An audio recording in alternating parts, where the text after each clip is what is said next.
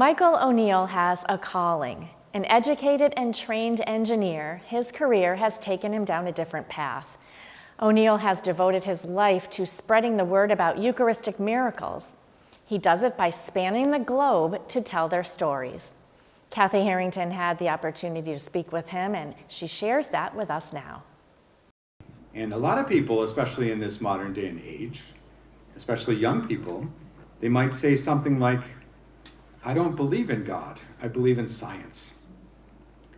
What if I could tell you, though, that science can actually lead us to God? Michael O'Neill is known as the Miracle Hunter. The author, radio, and television host has spent his career spreading the word about his favorite type of miracles, Eucharistic miracles. Because the science that has been done to investigate those occasions where true flesh and true blood is made manifest on a consecrated host, and science validates those as being without explanation. On this night, O'Neill is speaking at the National Shrine of Divine Mercy in Stockbridge.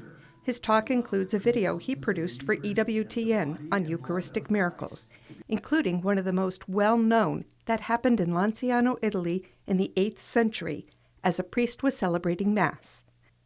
The priest was doubting the real presence of Jesus Christ in the Eucharist, and when he said the words of consecration, the bread and wine changed into flesh and blood.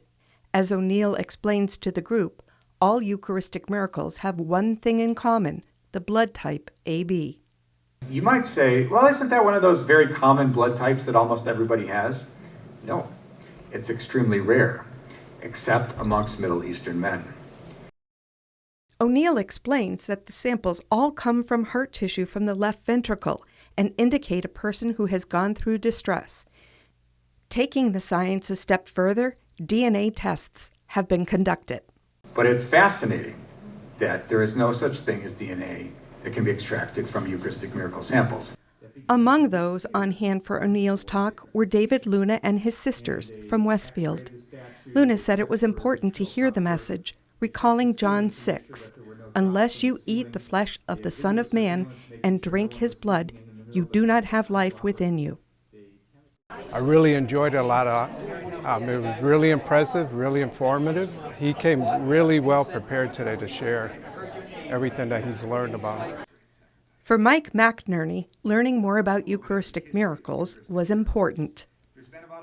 It was great medicine for me. Anytime I have a crisis of faith with the Eucharist, doesn't happen often, but occasionally, and that was just a lot of medicine to fortify my faith.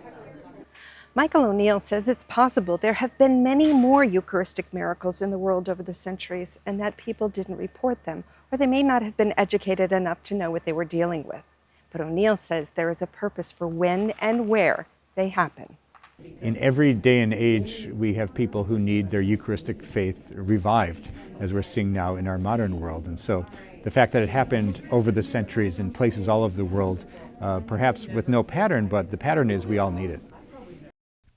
O'Neill says the next time you receive the Eucharist, approach with awe, reverence, wonder, and faith in the greatest miracle in our Catholic Church.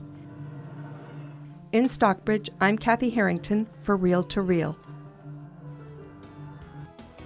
O'Neill was in Stockbridge at the National Shrine of Divine Mercy to produce an episode of Hidden Gems, a new television series about shrines in America.